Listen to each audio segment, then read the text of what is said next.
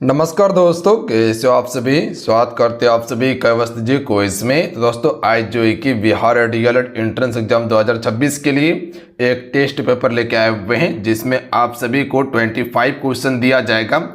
और आज जो टारगेट आप सभी को दिया जा रहा है, मात्र में 15 क्वेश्चन सही करने का टारगेट दिया जा रहा है। यानी कि आप सभी को 25 क्वेश्चन में 15 क्वेश्चन सही करके नीचे कमेंट बॉक्स में बताना है। और हमें उम्मीद है कि आपको जो टारगेट दिया जा रहा है उसे आप सभी अचीव कर लीजिएगा। तो चलिए शुरू करते हैं। सभी एक बार वीडियो को लाइक करके शेयर जरूर कीजिएगा। पूरा आप सभी टेस्ट पेपर को लगाने के बाद लास्ट में स्कोर बताइएगा, कितने स्कोर कर पा रहे हैं। बिल्कुल ऑथेंटिक और रियल बताइएगा, झूठ बिल्कुल नहीं बोलना है, ठीक है। तो हमें उम्मीद है कि आप सभी लास्ट में स्कोर भी बता दीजिएगा। तो चलिए शुरू करते हैं। आज का फर्स्ट क्वेश्चन देखिए। पहला क्वेश्चन आपके स्क्रीन पे है और क्वेश्चन में फर्स्ट का राइट आंसर कीजिएगा। हर क्वेश्चन के लिए 4 से 5 सेकंड का हम आपको समय देंगे, ठीक है। इतने समय में आपको अपना आंसर नीचे कमेंट करके बताना है। काफ़ी बढ़िया प्रश्न है। क्वेश्चन है कि ऑपरेशन फ्लड का संबंध किससे है। तो इसका राइट आंसर क्या हो जाएगा। जो भी बच्चे ऑप्शन में बी टिक कर रहे हैं, बिल्कुल राइट आंसर हो जाएगा। दुग्ध उत्पादन से संबंधित है ऑपरेशन फ्लड। अच्छा, इसके जनक कौन है, याद रखिएगा, डॉक्टर वर्गीज कुरियन इसके जनक हैं। डेयरी उत्पादन क्षेत्र में काफ़ी ज़्यादा वृद्धि देखने के लिए मिला था। हरित क्रांति किससे संबंधित है, खाद्यान्न उत्पादन से। और मत्स्य पालन ये मछली उत्पादन से है। भारत में हरित क्रांति का जनक MS स्वामीनाथन। इतना सा फैक्ट याद रखिएगा आप सभी। चलिए अगला क्वेश्चन नंबर है 2। भारत में पंचायती राज व्यवस्था कितने स्तर की होती है। देखिए, बलवंत राय मेहता समिति ने भारत में पंचायती राज व्यवस्था का 3 स्तर दिया था, जिला, आपका ब्लॉक और ग्राम पर। तो ऑप्शन में इसका क्या हो जाएगा, सी इसका राइट आंसर होगा, ध्यान रखिएगा। तो जो भी बच्चे ऑप्शन में सी टिक करें ना, बिल्कुल राइट आंसर होगा। और ये प्रश्न आपको इससे पहले भी हम बताए हुए थे। चलिए अगला क्वेश्चन है कि मनुष्य के शरीर में रक्त को शुद्ध करने वाला अंग कौन सा है। काफी दमदार प्रश्न है। आंसर कीजिएगा क्वेश्चन नंबर 3 का। पूरा प्रश्न को सॉल्व करना है। 25 प्रश्न है, पूरे सॉल्व करके बताइएगा। देखिए, अगर कम भी नंबर आता है ना, तो बिल्कुल घबराना नहीं है। एक टेस्ट से आपका तैयारी का पता नहीं चल जाएगा, ठीक है। लगातार टेस्ट लगाते रहिएगा तो आपको समझ में आएगा कि आपका तैयारी का लेवल क्या है। बात समझे। और लास्ट में स्कोर जरूर बताइएगा आप सभी कि कितना स्कोर कर पा रहे हैं। अगर 10 ही प्रश्न सही हो रहा है तो कहीं दिक्कत नहीं है। अगर 15 क्वेश्चन 18 क्वेश्चन भी सही कर पा रहे हैं तो कहीं कोई दिक्कत नहीं है, ठीक है। बिल्कुल बेहतर है आप। तो लास्ट में स्कोर जरूर बताइएगा। तो मनुष्य के शरीर में रक्त को शुद्ध करने वाला अंग कौन सा है। तो याद रखिएगा गुर्दा, जिसे हम सभी किडनी के नाम से जानते हैं। यानी कि ऑप्शन नंबर क्या हो जाएगा, सी राइट आंसर होगा। चलिए अगला क्वेश्चन देख लीजिएगा। निम्न में से कौन सी गैस सबसे हल्की है। क्या ऑक्सीजन सबसे हल्की है। नहीं, गलत बात। ऑक्सीजन मानव शरीर में सबसे ज्यादा मात्रा में है। वायुमंडल में नाइट्रोजन सबसे ज्यादा है 78%। और वायुमंडल में ऑक्सीजन 21% है। और कार्बन डाइऑक्साइड वायुमंडल में कितना है, 0.03% है। और सबसे हल्की गैस जो है हाइड्रोजन, जो ब्रह्मांड में सबसे अधिक है। याद रखिएगा आप सभी। परमाणु संख्या कितना होता है, 1 होता है इसका। बात समझे। सूर्य में हाइड्रोजन सबसे ज्यादा है, ये चीज को ध्यान रखिएगा आप सभी। अच्छा, यहां से एक प्रश्न याद रखिएगा। जो पंचायती राज के बारे में बताए थे, वो आपका 73वां संविधान संशोधन के द्वारा संवैधानिक दर्जा मिला था। चलिए अगला क्वेश्चन देख लीजिएगा आप सभी। क्वेश्चन नंबर 5 है, पर्यायवाची शब्द किसे कहते हैं। हिंदी का प्रश्न है, काफी अच्छा है। देखिए, पर्यायवाची शब्द किसे कहते हैं। समान अर्थ वाले शब्द को पर्यायवाची शब्द कहते हैं। जो समान अर्थ वाला शब्द हो। ऑप्शन नंबर क्या हो जाएगा, बी। विपरीत शब्द किसे कहते हैं, जो विपरीत हो। विलोम वाला शब्द जो विपरीत हो, वो विपरीत है। देखिए, आपसे बताना चाहते हैं, बिहार डीएलएड प्रवेश परीक्षा 2026 के लिए एप्लीकेशन पे क्रैश कोर्स लॉन्च कर दिया गया है। बहुत सारे बच्चे डिमांड कर रहे थे कि सर क्रैश कोर्स लाइए, ताकि हम सभी कम समय में बेहतर तैयारी करके रिजल्ट को बना सके। तो आप सभी के लिए स्पेशल एप्लीकेशन पे क्रैश कोर्स लॉन्च कर दिया गया है, जो 28 से 22 जून ये स्पेशल कोर्स है। ध्यान रखिएगा आप सभी। तो जिस भी बच्चे का एग्जाम होने वाला है, आप सभी इस कोर्स को फटाफट ज्वाइन कर लीजिए। जिस भी बच्चे को लगता है कि कहीं मेरा तैयारी नहीं हो पाया है, कहीं कसर है, ठीक है, तो अभी से भी इस कोर्स को ज्वाइन कर लीजिएगा तो टू द पॉइंट चीज़ आपको मिल जाएगा पढ़ने के लिए, बेहतर तरीके से आपका तैयारी हो जाएगा, जिससे आप पेपर में हाईएस्ट स्कोर कर पाइएगा। ठीक है, जितना चीज़ें अगर हम दे देंगे और उसे प्रॉपर कवर कर लीजिएगा तो रिजल्ट आपका आराम से होने की संभावना रहेगा। ठीक है, तो इस कोर्स को ज्वाइन कर लीजिए। यहाँ पे हम topic wise to the point चीज़ें कंप्लीट करवा रहे हैं, वही चीज़ें जो एग्जाम में डायरेक्ट आपसे से पूछा जाता है, तो ये चीज़ें क्लास के माध्यम से सारा चीज़ क्लियर हो जाएगा। इसके अलावा आपको ई बुक दिया गया है, एग्जाम से 4 से 5 दिन पहले इस ई बुक को पढ़ लीजिएगा तो करीब करीब चीज़ें आपका कंप्लीट हो जाएगा। साथ में इंपॉर्टेंट नोट्स, इंपॉर्टेंट पीडीएफ भी अवेलेबल करवा दिए हैं, ताकि अगर प्रश्न इधर उधर से पूछे तो आप हैंडल करके प्रश्न को बना लीजिएगा, दिक्कत नहीं होगा। तो ये टारगेट है, ध्यान रखिएगा, आपसे भी कम समय में बेहतर तैयारी हो जाएगा। ये कोर्स अभी आपको मात्र में 99 रुपया में मिल जाएगा, जो बहुत ही कम फी रखे हैं ताकि सभी बच्चे अफोर्ड कर सके, पैसा ज़्यादा बर्बाद ना हो। बाद में हो सकता है प्राइस बढ़ भी जाएगा, तो फटाफट आपसे भी ज्वाइन कर लीजिएगा। ज्वाइन करने के लिए ये एप्लीकेशन है, युवा शक्ति का ही है, सक्सेस योद्धा। इसको जाके प्ले स्टोर से डाउनलोड कर सकते हैं, अन्यथा लिंक डिस्क्रिप्शन में दे दिए हैं, तो वहां से जाके ज्वाइन कर लीजिए आप सभी। चलिए अगला क्वेश्चन देख लीजिएगा। अनकार्थी शब्द होता है, एक ही शब्द का अलग अलग अर्थ होता है, ध्यान रखिएगा आप सभी।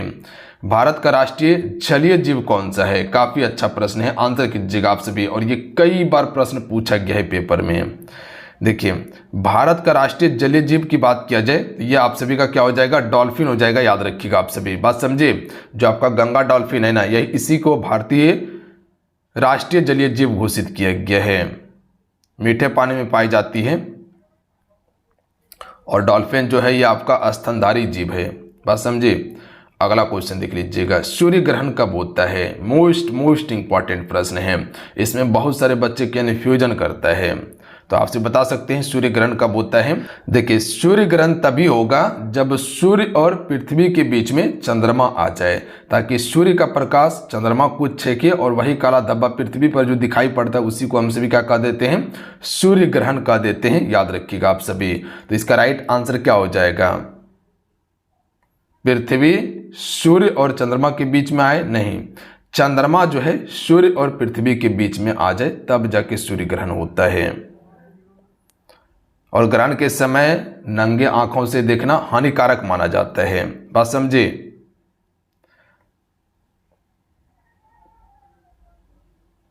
और यह प्रक्रिया कब देखने के लिए मिलता है? अमावस्या के दिन। चंद्र ग्रहण होता है पूर्णिमा के दिन, जबकि सूर्य ग्रहण अमावस्या के दिन होता है। 2 और 2 4 होना, मुहावरे का अर्थ क्या है? तो अस्पष्ट होना। 2 2 4 होना का अर्थ होता है अस्पष्ट होना। चलिए अगला है, किस ग्रह को लाल ग्रह कहा जाता है? बिल्कुल आसान प्रश्न है, आराम से आंसर कर सकते हैं। देखिए, किस ग्रह को लाल ग्रह कहा जाता है? तो कई बार बताएं, मंगल को लाल ग्रह कहा जाता है, पृथ्वी के समान माना जाता है, इसे ध्यान रखिएगा आप सभी। उसके बाद है आपका बुध ग्रह। बुध को सौरमंडल का सबसे छोटा ग्रह कहा जाता है और सूर्य का परिक्रमा सबसे कम समय में कर लेता है। और सौरमंडल का सबसे बड़ा ग्रह कौन सा है? बृहस्पति है, याद रखिएगा आप सभी। अच्छा, शाम का तारा, भोर का तारा या पृथ्वी का वाहन किसे कहा जाता है? शुक्र को कहा जाता है। सबसे वायुमंडल किसका गर्म रहता है? तो शुक्र का रहता है। अगला है, धातु और अधातु के बीच गुण रखने वाले तत्व क्या कहलाते हैं? तो इसे हम सभी क्या कहते हैं पता है? उपधातु कहते हैं, जिसमें धातु और अधातु दोनों का गुण पाया जाता है, तो उसी को हम सभी उपधातु कैटेगरी में रखते हैं। तो ऑप्शन नंबर क्या हो जाएगा? बी राइट आंसर होगा। बिल्कुल आसान प्रश्न था। अगला क्वेश्चन देख लीजिएगा। इसमें ज़्यादा फैक्ट हम नहीं बता रहे क्योंकि टेस्ट के तौर पर लेके चल रहे हैं ना। बिल्कुल। अगला है, कर्म कारक का चिन्ह क्या है? कर्ता का चिन्ह क्या है? ने। कर्म का क्या होगा? को। कर्ता ने कर्म को। करण का चिन्ह क्या है? से। ध्यान रखिएगा आप सभी।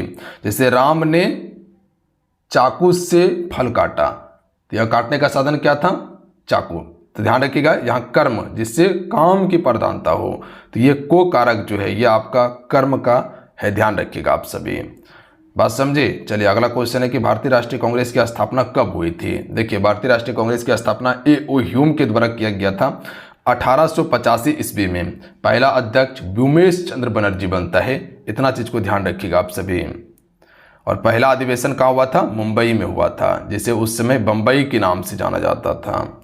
अगला क्वेश्चन है कि 1905 में क्या हुआ था? बंगाल विभाजन। 1947 में भारत आजाद। 1857 में लड़ाई हुआ था, स्वतंत्रता आंदोलन। अगला क्वेश्चन देख लीजिएगा। पौधे में जल का परिवहन किस उत्तक के द्वारा होता है? काफी ज्यादा इंपॉर्टेंट प्रश्न है पेपर के लिए। देखिए यहाँ से दो प्रश्न बनता है, पहला जल का परिवहन, दूसरा भोजन का परिवहन।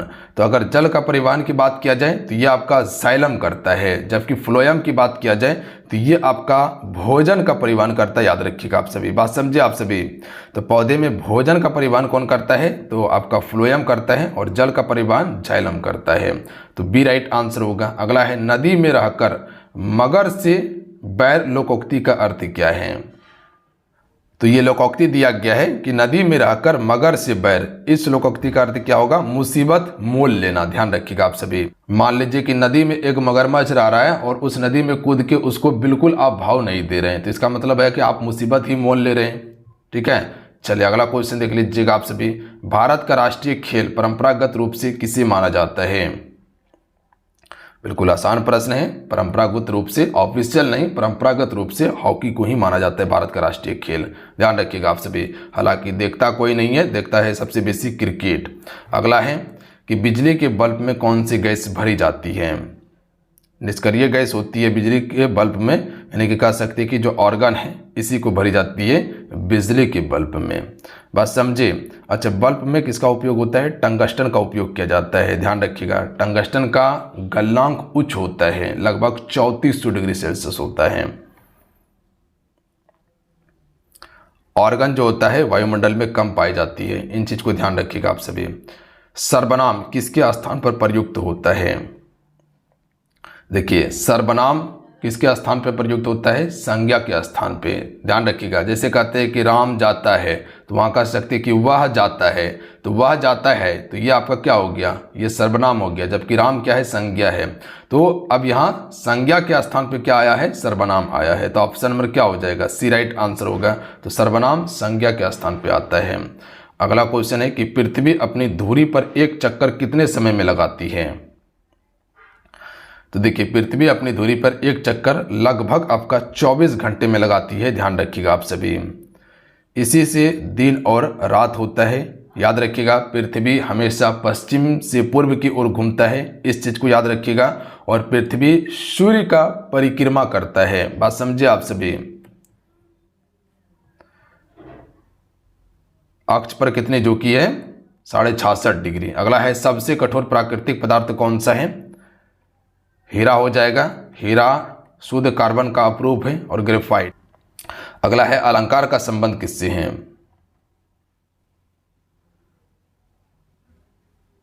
तो अलंकार का संबंध है भाषा की सुंदरता को बढ़ाने से। जैसे कि लेडीज का श्रृंगार क्या होता है, गाना होता है, तो उसी प्रकार से कोई भी भाषा है ना, उसका श्रृंगार अलंकार होता है। उसको आकर्षित करने के लिए अलंकार का प्रयोग किया जाता है।